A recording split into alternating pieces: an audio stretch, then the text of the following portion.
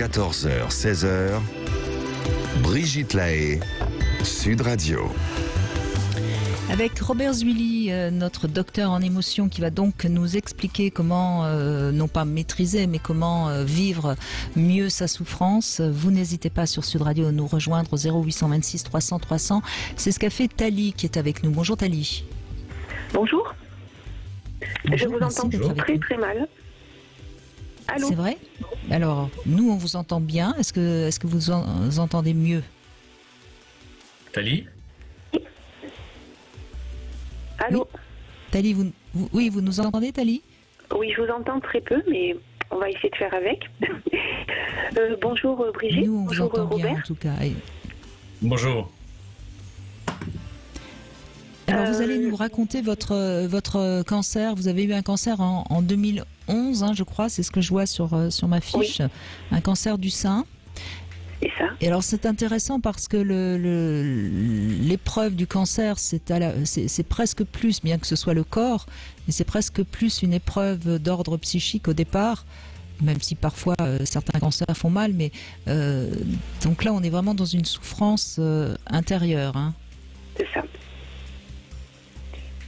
Et vous, je crois que le médecin n'a pas entendu le choc que ça a provoqué chez vous, hein, c'est ça? Oui, c'est-à-dire que donc c'était au mois de mai, j'ai appris donc après un examen que j'avais donc un cancer, et c'est vrai que c'était un radiologue hein, qui m'a annoncé donc la nouvelle, et bon j'étais un petit peu comment dire, très surprise, j'étais même sous le choc, oui. Oui, j'étais choquée. Et donc j'avais des larmes qui coulaient et en plus j'étais seule. Bon. Et donc j'étais un petit peu dans la torpeur et en fait il m'a dit mais je lui ai demandé est-ce que c'est grave. Il m'a dit mais non c'est pas grave. Vous savez on a des enfants qui sont atteints de cancer dans le. Enfin bon. En fait il m'a pas du tout entendu et.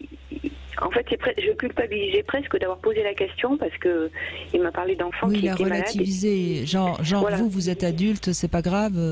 Il y a pire. C'est la pire réponse qu'on peut faire. C'est sûr qu'il y a pire. C'est sûr. Hein, moi, je suis très très dans la compassion des gens qui souffrent. Hein, donc, j'entends bien cette. Mais bon. Et donc, bon, je suis rentrée chez moi, tant bien que mal. Et donc j'ai attendu, enfin j'étais tellement dans la torpeur, tellement choquée et tellement j'ai attendu un petit peu avant de l'annoncer parce que bon au niveau de ma famille j'avais juste ma fille près de moi donc qui vivait dans son appartement mais dans l'Hérault donc elle était pas très loin de chez moi et donc j'ai attendu de gérer donc la situation avant de lui en parler parce que j'avais peur vraiment qu'elle soit que ça lui fasse choquée, du mal, quoi. Que ça la choque. Peur, et puis qu'elle ait peur. Peur de me perdre. Et bon, avec ma fille, quand même, on est assez fusionnels. Faut dire que je l'ai élevée seule. Donc, bon, même encore, c'est mon bébé, toujours. Et donc j'ai attendu. Et en fait, moi, sur le coup, je savais pas du tout comment. Je ne savais pas trop ce qui m'arrivait. Rien que l'idée d'entendre cancer, ça me faisait penser à la mort. Je pouvais même pas prononcer le mot tellement que j'étais mal. Et puis au bout d'une semaine, je sais pas, j'ai dû être dans un brouillard psychologique pendant quelques jours. Au bout d'une semaine, je suis partie. Je me suis dit bon, il faut régler cette situation, il faut avancer. Je suis partie marcher au bord de la plage. Et là, je me suis dit bon, maintenant il faut vivre l'instant présent. Et bon, c'est vrai que quand on voit la mer, quand on voit la plage, c'est beau, ça fait du bien. Je me suis dit, bon, quand même, il faut vivre l'instant présent. Chaque moment a une importance. Et c'est comme ça qu'il faut voir les choses, quoi. Et du coup, ça m'a ressourcée d'un coup. Et là, j'ai décidé d'en parler à ma fille, ce que j'ai fait. Et voilà, j'ai pu réussir à en parler déjà. Mais bon, il faut dire que mes conversations ne tournaient pas autour du cancer. Hein. Pendant toute la durée de ma maladie, je ne prononçais jamais le mot et je n'y pensais pas.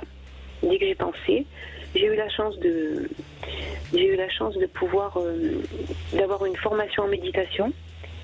Donc je suis quelqu'un qui médite pas mal Et en plus, je suis bouddhiste.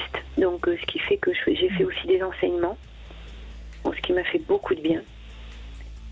Et donc, vous voyez, Thalie, ce qui est intéressant dans votre témoignage, c'est que vous avez, au moment où on vous l'annonce, une douleur forte et une sorte de sidération même. Hein. Et en face, au lieu d'avoir quelqu'un de bienveillant qui peut quand même vous rassurer, parce que c'est vrai que le cancer du sein, aujourd'hui, se soigne à pratiquement 95%, mais vous n'avez pas cette aide.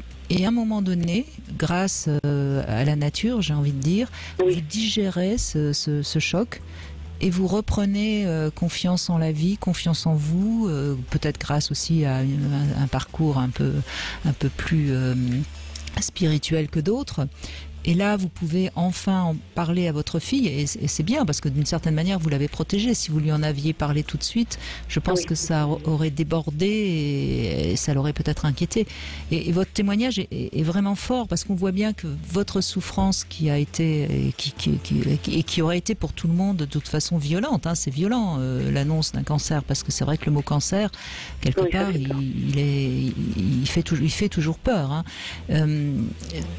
On voit bien que quelque part, il a fallu un peu de temps pour que vous puissiez en faire quelque chose. Et je trouve que votre témoignage est assez beau, parce que ça montre bien que la souffrance, il faut y faire quelque chose. Qu'est-ce que vous en pensez, Robert Zwilly ? Oui, et ce qui est intéressant dans ce que nous raconte Nathalie, c'est qu'elle nous décrit bien tous les stades émotionnels, hein, le choc, la sidération, ce que vous venez de rappeler, Brigitte, et puis à un moment donné, alors j'ai pas entendu votre colère, alors peut-être à l'égard du médecin qui a été maladroit et pas bienveillant, vous auriez pu manifester de la colère à son égard, mais ensuite vous avez eu peur de l'avenir, et c'est là où vous vous êtes dit, je vais me réjouir du présent, je vais essayer de profiter du présent. Et c'est ça qui vous a permis de sortir et de boucler assez rapidement ce choc, parce que ce qui est douloureux aussi dans cette expérience, c'est que je ne pense pas que vous n'aviez de douleur physique.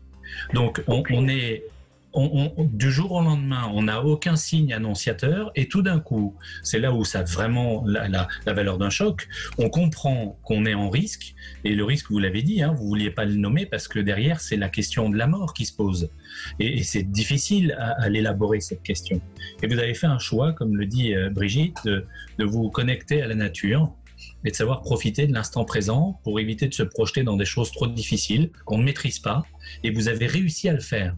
Il y a des tempéraments plus anxieux qui ne peuvent pas le faire, ne peuvent pas s'en détacher, et votre réussite, elle est là. C'est d'avoir vraiment su vous projeter vers autre chose, de préserver les autres aussi, parce que bien souvent dans la douleur, on reproche ceux qu'on l'a tous vécu, on a des gens qui traversent des périodes de souffrance et on les entend plus. Alors qu'on aura envie de leur dire, mais au contraire, appelle-moi dans ces cas-là, et je suis là, je peux t'aider. Mais sauf que comme on ne sait pas comment ils vont réagir, on se préserve de ça, mais en même temps, on les préserve aussi de cette souffrance.